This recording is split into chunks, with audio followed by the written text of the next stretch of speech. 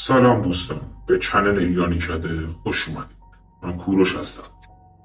ما هر روز ویدیوهای مهیج، ترسناک و سرشار از هیجان برای شما میسازیم. امیدوارم که لذت ببرید. تمامی داستانهای این چنل بر اساس واقعیت بوده و هیچ کدام ساختگی نیست. این دسته از ویدیوها رو برای افراد زیر 18 سال مناسب نمیدونیم و یا در هنگام شب و یا آخر شب این ویدیو توسط این افراد تماشا نشود. داستان امروز رو دوستی به نام علی برای ما فرستاده و من با خوندن داستانش جالب دونستم و خواستم که ویدیوش رو برای شما بسازم تا شما هم لذت ببرید. برای بهتر القا شدن داستان برای شما خودم رو جای علی میذارم. داستان رو شروع میکنم. اون زمان فکر کنم 9 یا 10 سالم بود.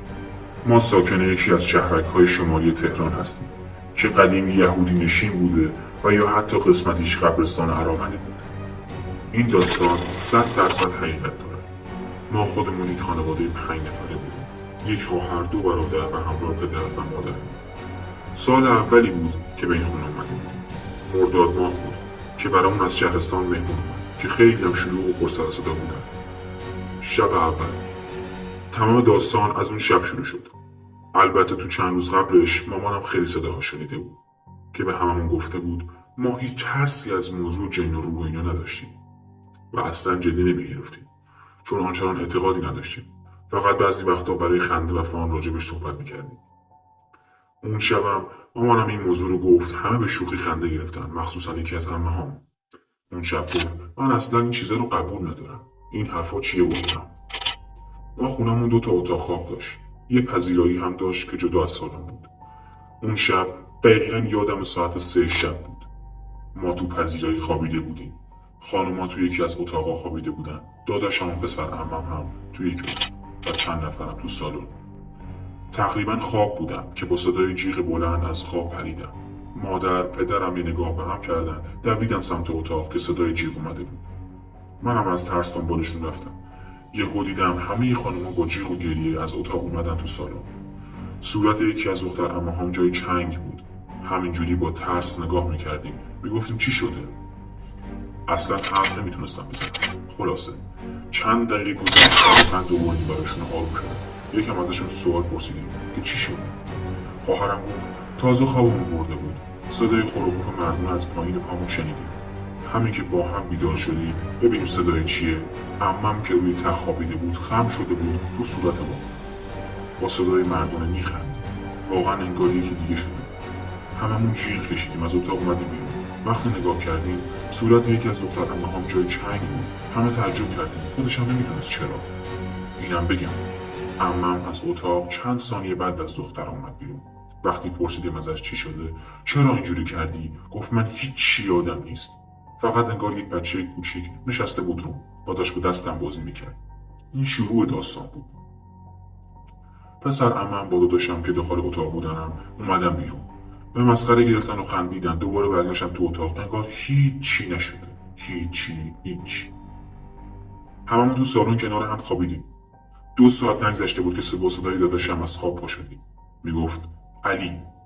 پسر عمم میگم نمیتونه حرف بزنه. رفتیم تو اتاق دیدیم پسر عمم کز کرده یک گوشه، دستاش رو سرشه، هیچی نمیگه. اولش من فکر کردم دارن مسخره بازی در میارن. بابام صداش کرد، باش حرف زد و هیچی نگفت. یه دونه زد تو صورتش آروم به حال خودش بیاد. بازم هیچی نمیگفت، فقط سرش پایین بود، انگار گریه میکرد. شده بود کلبه وحشت. تا صبح همه بیدار بودیم. پسرم صبح به حرف اومد، ولی فقط در حد چند تا جمله. از ترسش هیچی نمیگفت. میگفت به هم با صدای مردانه و کلوف گفتن خفت میکنیم، خیلی سر صدا میکنید. خلاصه همه مهمونای شهرستان از ترسشون صبح همون روز رفتن و ما موندیم این داستان. بابام هم شغلش جوری بود، مجبور بود تو ماه 3-4 بار سفرهای خارجی 2-3 روزه بود. ما هم که میترسیدیم مجبور بودیم همون کنار هم بخوابیم. یکی از شبایی که بابام نبود خوابیده بودیم. من با صدای حرف زدن 2 نفر از خواب پا شدم. صدا عینی بود که انگار 2 نفر دارن با هم تون بحث زدن، ولی صداشون جوری بود که انگار جیر میکردن. عین تون حرف زدن نبود اصلا. منم که از ترس بدنم شل شده بود. خودم رو داشتم می‌کشتم، داد میزنم، ولی انگار صدا نداشتم. یهو صدام در اومد. همه رو از خواب بیدار کردم. صدا قطع شد.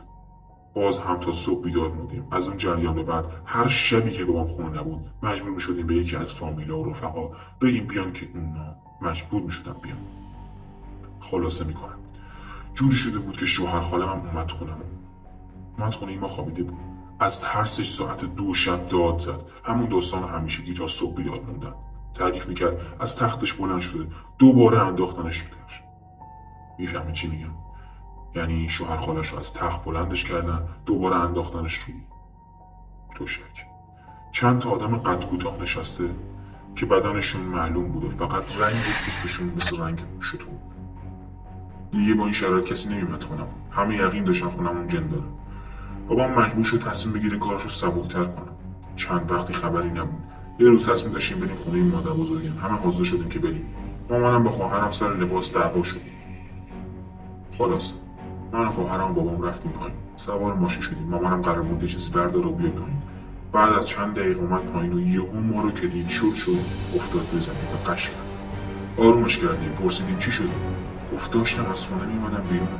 دیده خواهرم تو اتاق نشسته زل زده بهش. مامانم عصبی میشه و داد میکشه سرش. یه چیزی پرتاب میکنه سمتش. خواهرم میخنده و مامانم بهش میگه برو حاضر شو بیا پایین. وقتی مامانم میاد تو پارکینگ خواهرم تو ماشین میمونه. من میفهمم اونی که بالای خواهرم نبوده و از ترسش اینجوری میشه. خلاصه کنم چند تا اتفاق دیگه افتاد که فهمیدیم اینجا نمیشه زندگی کرد. بابام رفت اون پیش یک دعانویس توی یک موم یک دعایی نوشت. گفت 40 روز نگه دارید توی خونه. بعد اون مشکل حل شد تقریبا، ولی هنوز که هنوزه کسی تو اون اتاقی که اتفاق اول افتاده نمیخواد. هر کسی هم رفته خوابیده یک اتفاقی افتاده. خیلی خوب دوستان، داستان امروز هم پایان رسید. امیدوارم که از این ویدیو خوشتون اومده باشه. اگر از این ویدیو خوشتون اومد ویدیو رو لایک و کانال ما رو سابسکرایب کنید تا هر روز داستان‌هایی بر اساس واقعیت برای شما بسازم تا شما هم لذت ببرید. امید دیدار. دوستون دارم. ارادتمند شما، کوروش.